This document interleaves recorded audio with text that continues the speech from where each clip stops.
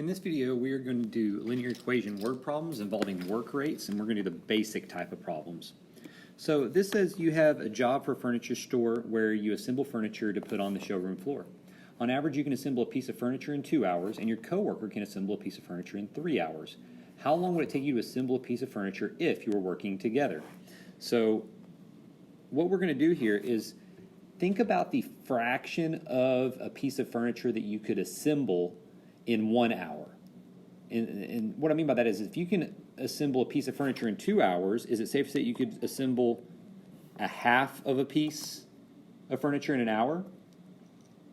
And then if you take 1/2 and multiply by x, where x is the number of hours, this expression would give you the number of pieces of furniture you could assemble in x hours. So for example, if you put a 2 in there, 2 times 1/2 is 1. That means you could assemble one piece of furniture in 2 hours. So on and so forth.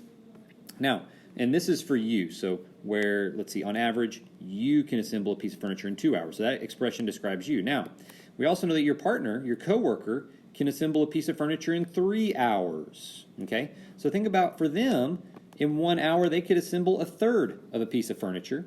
So you take the fraction that they can assemble in an hour and multiply it by the number of hours, and now you have an expression in purple there that describes what your partner can do.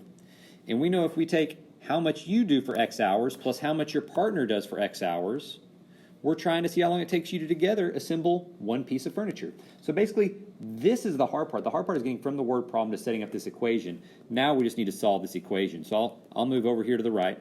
In order to add these fractions, we need to get a common denominator. Our common denominator here is going to be 6.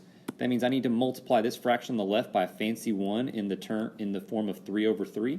I had to multiply this fraction over here by 2/2, because by doing that we multiply by 1 and we don't change the value of anything. So that means 1/2 is the same thing as 3/6. We also know that 1/3 is the same thing as 2/6. And then we can rewrite it like this: 3x plus 2x all over 6 equals 1. And this numerator right here can actually be combined. Those are like terms. So you'd have 5x over 6 equals 1. And then let's come up here. If 5x over 6 equals 1, I could multiply both sides of my equation by 6 and divide both sides of my equation by 5. And you get that x equals 6/5. Now, 6/5, an improper fraction is fine in a lot of algebra, but since we're talking about an amount of time, x was a number of hours, right?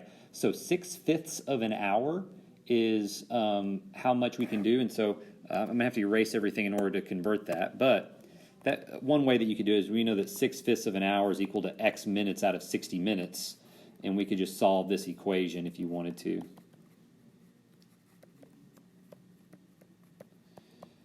Cross multiply, solve for x. 60 times 6/5 is 72. So it looks like it'd take you 1 hour and 12 minutes to complete this. Let's do another example. Here it says you can paint a room in 4 hours. Your little sister can paint a room in 12 hours. And we're assuming that these rooms are comparable. They're the same size. How long would it take you to paint a room if you were working together? Well, whenever we look at this, we know that the amount you can do, if you can paint a room in 4 hours, that means you paint 1/4 of a room every hour. And if your sister can paint a room in 12 hours, that means she's painting 1/12 of a room in every hour.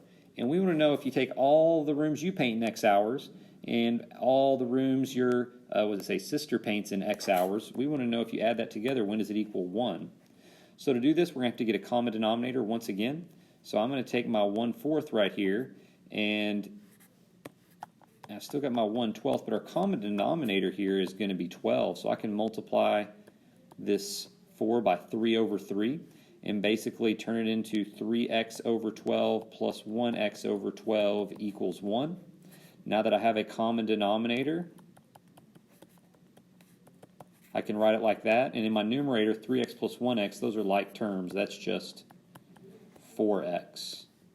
So when I come up here, we have 4x over 12 equals 1. I can multiply by 12 on each side and then divide by 4 on each side, and you get that x equals 3. So working together, you could paint a room in 3 hours.